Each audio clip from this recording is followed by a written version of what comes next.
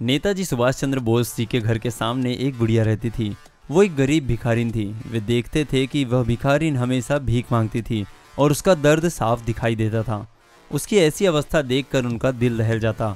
भिखारिन से उनकी हालत कितनी अच्छी है यह सोचकर वे स्वयं शर्म महसूस करते थे। उन्हें यह देखकर बहुत कष्ट होता था कि उसे 2 समय की रोटी भी नसीब नहीं होती थी। बरसात, तूफान, कड़ी धूप और ठंड से वह अपनी रक्षा नहीं कर पाती।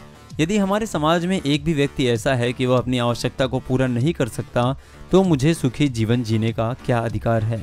और उन्होंने यह ठान लिया कि केवल सोचने से कुछ नहीं होगा, कोई ठोस कदम उठाना ही होगा।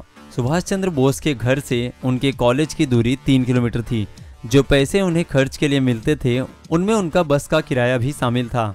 उस बुढ़िया की मदद हो सके इसलिए वह पैदल कॉलेज जाने लगे और किराए के बचे हुए पैसे वह बुढ़िया को देने लगे, जिससे उस बुढ़िया का गुजर बसर होने लगा।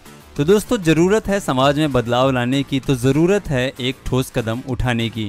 गुड मॉर्निंग दोस्तों, मैं हूं आरजे रवि और आप सुन रहे हैं गुरुवाणी कम्युनिटी रेडियो 90.8 FM। दोस्तों, आप सभी को पता है कि आज के दिन विशेष में अगर कुछ महत्वपूर्ण है तो वो ये है कि महान स्वतंत्रता सेनानी नेताजी सुभाष चंद्र बोस का जन्मदिन, जो कि 23 जनवरी 1897 को ओडिशा के कटक गांव में हुआ। उनके पिता जानकी नाथ बोस वकील थे। उनकी माता का नाम प्रभावती था। वे भारत के स्वतंत्रता संग्राम के अग्रणी तथा सबसे बड़े नेता थे। द्वितीय विश्व युद्ध के दौरान उन्होंने अंग्रेजों के खिलाफ लड़ाई लड़ने के लिए जापान के सहयोग से आजाद हिंद फौज का गठन किया था।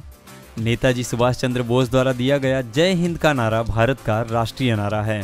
सुभाष चंद्र बोस के मन में देश प्रेम, स्वाभिमान और साहस की भावना बचपन से ही बड़ी प्रबल थी। वे अंग्रेज शासन का विरोध करने के लिए अपने भारतीय सहपाठियों का भी मनोबल बढ़ाते थे।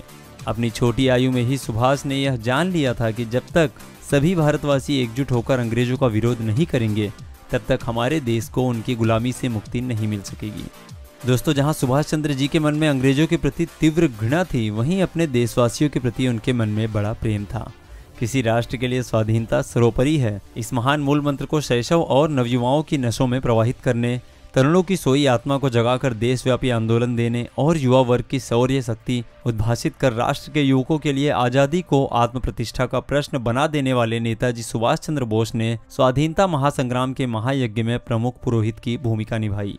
सुभाष चंद्र बोस के बड़े भाई शरद चंद्र बोस के पोते सुगत बोस ने सुभाष चंद्र बोस के जीवन पर his majesty opponent Subhash Chandra Bose and India struggle against empire किताब लिखी है। और दोस्तों, आपको एक खास बात बता दूं तो सुभाष चंद्र बोस विवेकानंद की शिक्षाओं से अत्यधिक प्रभावित थे और उन्हें अपना आध्यात्मिक गुरु मानते थे, जबकि चितरंजन दास उनके राजनीतिक गुरु थे। वर्ष 1921 में बोस ने चितरंजन दास की स्वराज पार्टी द्वारा प्रकाशित समाचार पत्र फॉरवर्ड के संपादक का कार्यभार संभाला। दोस्तों, उन्हें आजाद हिंद फौज के संस्थापक के रूप में जाना जाता है और उनका प्रसिद्ध नारा है, तुम मुझे खून दो मैं तुम्हें आज़ादी दूंगा। पूरा देश सुभाष चंद्र बोस की 125वीं जयंती 23 जनवरी को यानी कि आज मना रहा है। नेताजी सुभाष चंद्र बोस की 18 अगस्त 1944 को ताइवान के एक अस्पताल में एक विमान दुर्घटना में घायल होने के बाद मृत्यु हो गई थी। और दोस्तों, आज के दिन एक ऐसा बदलाव नेताजी सुभाष चंद्र बोस की 125वीं जयंती के मौके पर इंडिया गेट पर सुभाष चंद्र बोस की भव्य मूर्ति लगाई जाएगी और यह उनके प्रति भारत के ऋणी होने का प्रतीक होगा। आज के लिए दिन विशेष में बस इतना ही दोस्तों। सुनते रहिए गुरुवाणी कम्युनिटी रेडियो 90.8 FM, आवाज कल्याण करो की।